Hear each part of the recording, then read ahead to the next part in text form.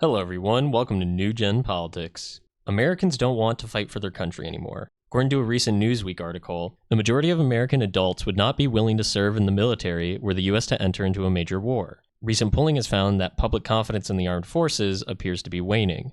The figures come after all three branches of the armed forces have in recent years struggled to meet their recruitment targets, suggesting a growing apathy towards a career in military service. In 2023, the Army and Air Force fell short of their respective goals by around 10,000 recruits, while the Navy was under by 6,000. Since 1987, the number of active duty personnel has fallen by 39%. A poll by the Research Institute Echelon Insights of 1,029 likely voters conducted between October 23rd through 26th found that 72% of those asked would not be willing to volunteer to serve in the armed forces were America to enter a major conflict, compared with 21% who would. The remaining were unsure.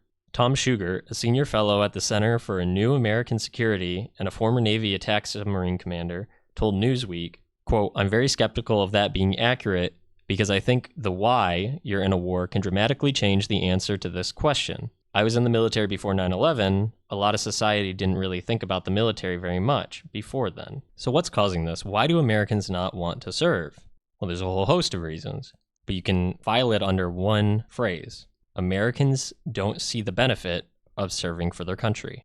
Now that may shock a lot of people, but the younger you go in generations, the less interested they are in serving and sacrificing for their country, for their state, for their community, for their family. Now that may be a shock to some of you, and you may think, well, of course there's reasons to serve. There's plenty of reasons to defend this country. There's great things about this country. But the thing is, young Americans don't believe that.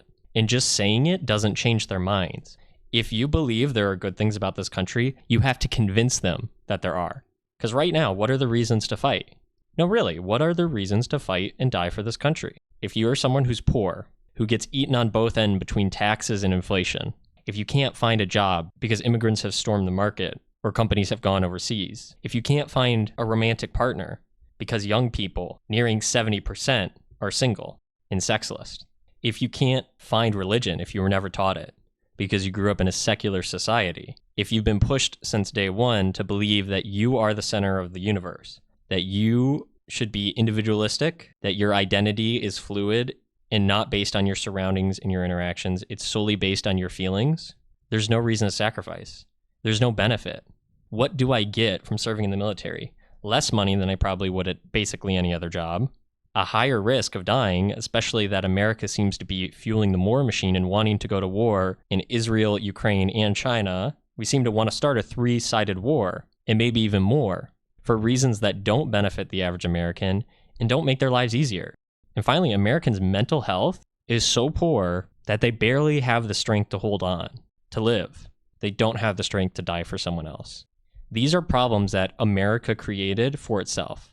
And now we're seeing the ramifications, the real consequences of this ideology that America has pushed for generations, both on ourselves and on other countries. Relativism, individualism, an attitude that doesn't care about the individual American, their physical, mental, or spiritual well-being. This is what happens when you do that to a country. You rot it from the inside out. So why would anyone sacrifice themselves for that? There's nothing to protect in the average person's life. There's nothing they want to fight for. So I think even if America was attacked, as stated by that former Navy submarine commander, Tom Schugert, I don't think people would care. I don't think they have the strength to care. Not to the same extent that they would have back in 2001. It's horrible to say, but I think it's the reality of the situation. Nothing seems to be moving Americans to become more patriotic. Nothing seems to be moving Americans to develop a deeper love for their country. And us being attacked, traditionally in the past, would have done that. It would have made us want to be involved. But in fact, I think us being attacked may have Americans be more outspoken about being less interventionist in the world. Let's stop getting involved where people get angry at us because we try to overthrow their governments, push our agendas, and force countries to behave the way we want them to. Let's pull back and let the rest of the world figure it out. Because right now, my priorities are in defense of my household and my mental health. That's where my priorities lie, in finding the strength, both physically and mentally, to survive in a worsening America. Now, I'm not saying that serving the military isn't good. It certainly is, and it's necessary. But you're not incentivizing people to do it. In fact, you're doing everything you can to disincentivize them to. And now you've seen, I'm sure recently, the military's changed their tactics. Their ads have become a little different than they were in the past couple of years, showing a lot more men The message is being back to being the best self you can be, instead of talking about a more woke liberal agenda. They're trying to pull back and fix the damage they've done, but I think it's too late, and I think Americans are too wise, saying the government doesn't want me to be the best self I can be. They want to use me to further their agenda. People don't trust the government. They don't trust the military. In this article, it says that only 60% of people trust the military, a decline for the 6th consecutive year in a row, according to a Gallup poll. So we're getting near half the amount of people that say, I don't even trust the military, let alone want to serve in it, let alone want to die for it. So what's the solution? Well, the solution isn't starting wars. The solution isn't getting ourselves attacked so we can raise morale. The solution is make a country worth fighting for. Give people a lifestyle worth defending. Help people build relationships that they want to protect. Because if you do that, there's reasons to defend. There's reasons to fight. But you should also encourage America to not get into unnecessary conflicts where you would need to fight. There's no reason for us to be involved in the world stage in the way we are today. There's no reason. None of these conflicts are our concern. And in fact, the conflicts that concern us, the southern border, the drug crisis, Chinese spyware, these things are not being addressed. In fact, they're being almost entirely permitted by the current administration and by past administrations as well. And it doesn't seem like America wants to clamp down on these anytime soon. Instead, we want to ramp up physical conflicts while ignoring our internal conflicts. So I expect to see these numbers go down and down over time. The amount of people being recruited, the amount of people volunteering to serve, the amount of people supporting the military, the amount of people supporting the government. These numbers will go down over time because the damage has been done.